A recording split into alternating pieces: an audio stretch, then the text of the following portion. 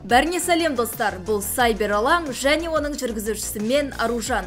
Киберспорт әлемінде болған соңғы жаңалықтарды бірге талқылайық.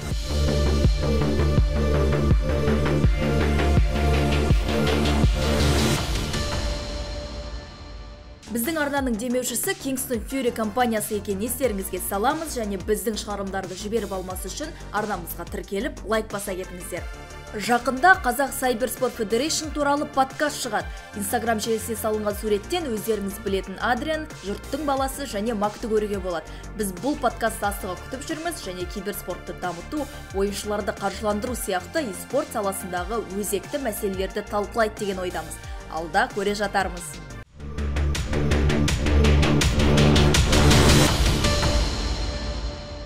Қазақстан Республикасының кубогына іріктеу ойындары басталып кетті. Қазір біріншісі өтіп жатыр, ал екіншісі 18-21 сәуір аралығында болмақ.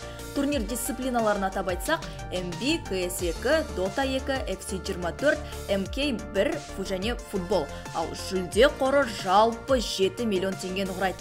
Финал мамыр айында Астана қаласында өтеді деп жоспарланған.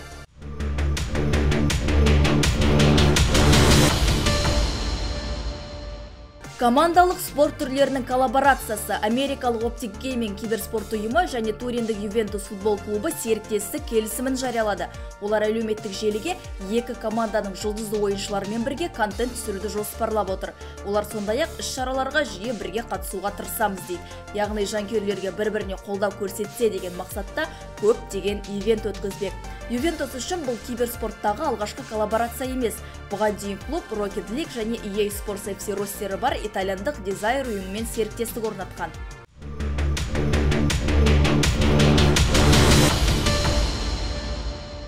Пандалардың отаны CS бойынша турнир өткізбек. Турнир Қытайдың Чэнду қаласында өтеді деп жоспарланған. Фурия e-спортстық Фолен қазірдің өзінде Қытай тілін үйреніп жатыр. Тіпті видео түсіріп үлгеріпті. Алайда бұл скилл оған әзірге қажет емес, себебі команда EM Чэнду 2024-тен шығып қалды, яғни Heroic командасынан жеңілді. Wildcard Gaming командасы турнирден шықты. Әр топтың үздік 3 командасы плей-оффқа өтеді. Олар Mouse, Team Liquid, Astralis және Virtus.pro.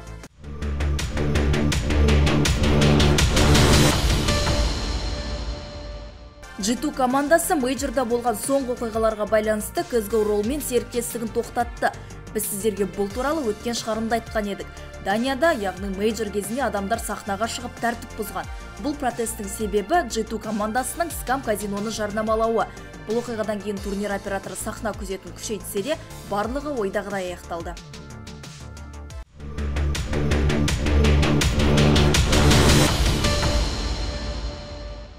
Эстониялық 24 жасар киберспортшы өздеріңіз білетін Face Clan'дық Robs өткен жылы $1 миллион астам, немесе шамамен 450 миллион теңгеден астам табыс тауыпты. Көз жастарыңызды сүртіп болсаңыздар, мен әрі қарай жалғастырайын. Кіріске ойыншының жалақысы, турнирден алынған сыйақысы, стикерлер үшін пайыздық төлемдер және жарнамалық келісімдер кіреді.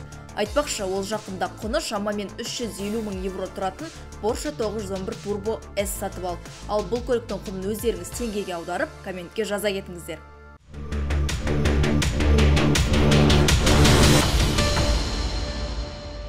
Хоббиттің командасы Чэндудегі турнирде әлемнің топ 41 командасынан жеңіліп қалды.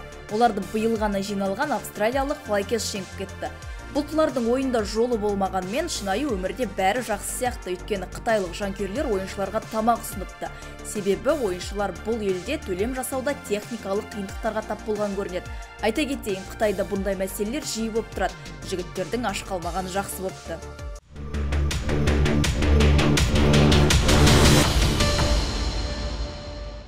Ал енді өсек тайм. Қауесеттерге сенсек, Valve келесі жылы RMR-ден бас тартуы мүмкін дейді журналист Ричард Луис.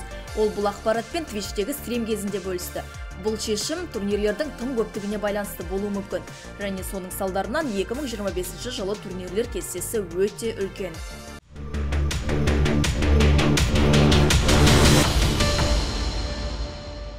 ТМД командаларының Dota 2 бойынша Elite League турнирінде сәтті ойын көрсетуі азайып бара жатқандай.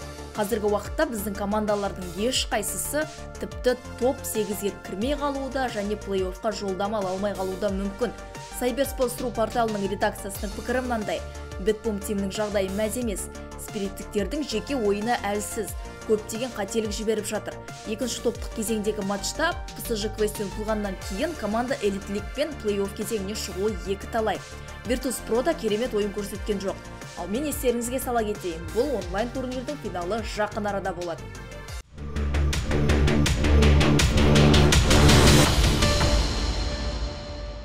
Team Spirit командасы Shall TV порталының нұсқасы бойынша үздік командалардың рейтингінде топ 3 позициясынан айырылып қалды. Олар үздік үштікті Vitality командасына беріп қойды. Енді Spirit тек топ 4-ке жайғасты. FaZe Clan әдеттегідей бірінші орында, олардан кейін Na'Vi. Алғашқы ондықта да өзгерістер бар. Mouse үздік 5-ке кірсе, Heroic Team Falcons'ты бір орынға төмендетті. Team Liquid командасы 22-ші орынға ие болып, үздік 30 команданың рейтингіне оралды.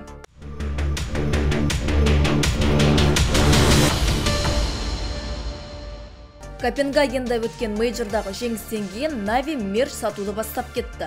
Бұл жай ғана киім емес, мерчте Guys, we freaking won деген жазу бар. 14 сәуірге дейін алдын ала тапсырыс ашық болады, әлемнің кез келген нүктесіне 30 күнде жеткізіп береді.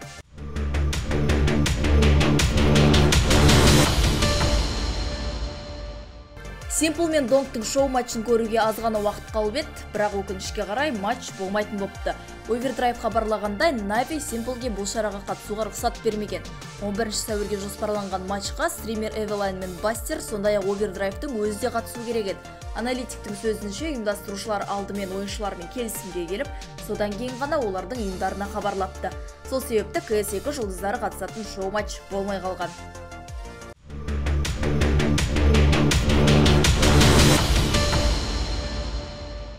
Fortnite ойынында Аватар аңыз туралы аңыз анимациялық сериясындағы кейіпкерлердің скині шықты. Катара, Тов және Зуко 9 сәуірден бастап Fortnite'тың 2-ші маусымының 5-ші тарауында пайда болды.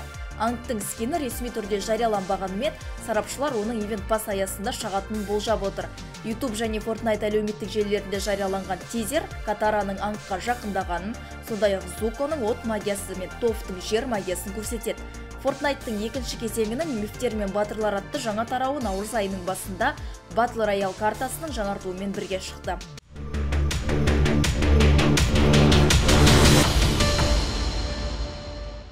Біз Cyberallan командасы Қазақстандағы киберспортты дамыту және киберспортқа байланысты қазақ тілінде ақпарат тарату мақсатында апта сайын осындай жаңалықтар топтамасын шығарып отырамыз. Біздің шығарылымдарды жіберіп алмас үшін YouTube, Telegram арнамызға және TikTok пен Instagram парақшамызға жазыла кетіңіздер. Сіздермен бірге болған мен Аружан, келесі аптада кездескенше.